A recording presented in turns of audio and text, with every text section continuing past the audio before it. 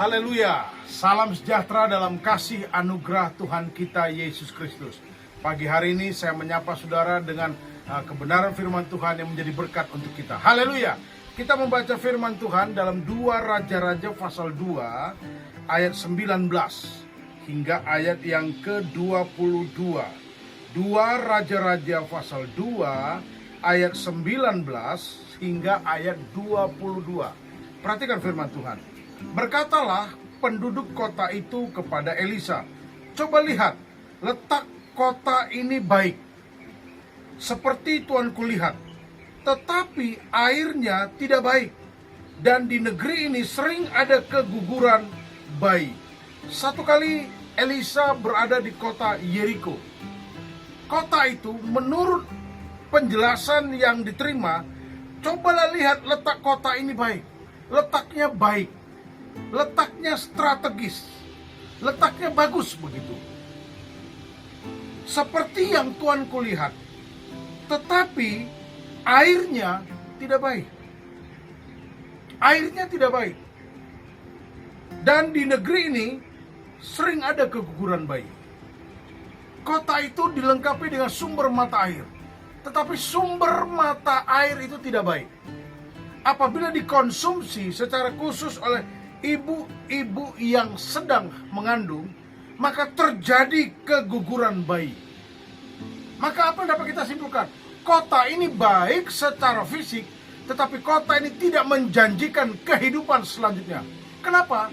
Karena tidak ada generasi selanjutnya. Semua keguguran, ibu-ibu yang mengandung keguguran. Tidak ada lagi kehidupan di masa depan. Jadi saudara bayangkan bahwa kota ini diambang kehancuran. Kota ini cepat atau lambat akan lenyap.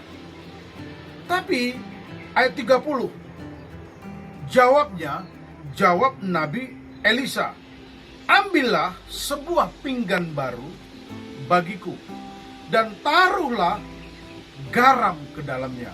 Maka mereka membawa pinggan itu kepadanya.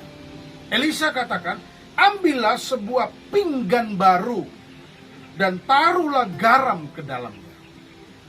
Itu pesan dari Elisa. Lalu mereka membawanya pinggan baru tadi yang diisi dengan garam.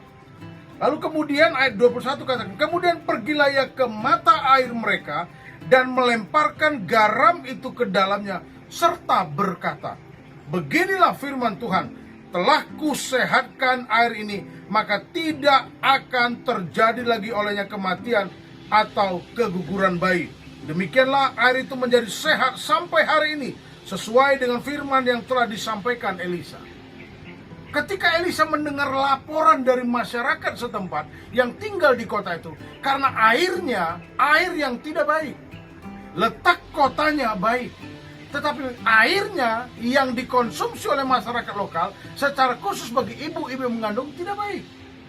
Lalu Elisa katakan, "Ambil pinggan baru dan taruh garam." Setelah diberikan kepadanya pinggan yang baru dan ditaruh garam, maka Elisa pergi ke sumber mata air itu dan menyiramkannya seperti itu, melemparkannya. Lalu dia berkata di dalam firman Tuhan, "Beginilah firman Tuhan, telah kusehatkan air ini, maka tidak akan terjadi lagi olehnya kematian atau keguguran bayi."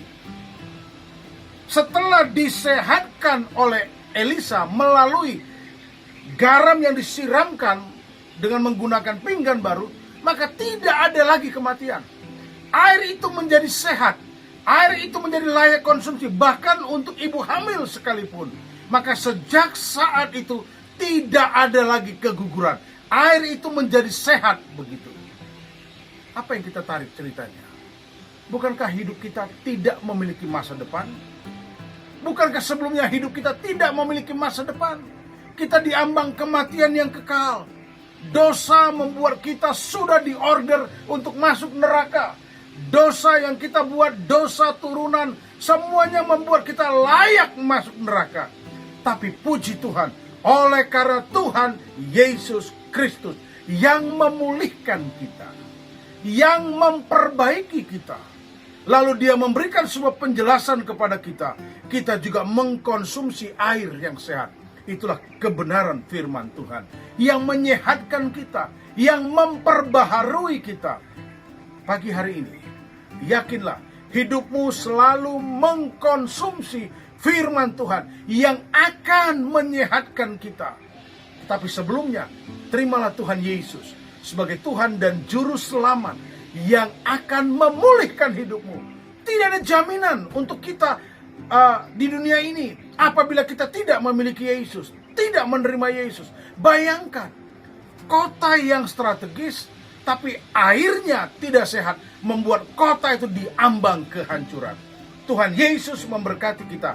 Dialah juru selamat kita, dialah jaminan itu kepada kita, dan dia memulihkan kita, dan dia berikan air yang sehat senantiasa untuk saya dan saudara, yaitu kebenaran firman Tuhan. Puji Tuhan, dalam nama Tuhan Yesus, Tuhan Yesus memberkati kita. Haleluya.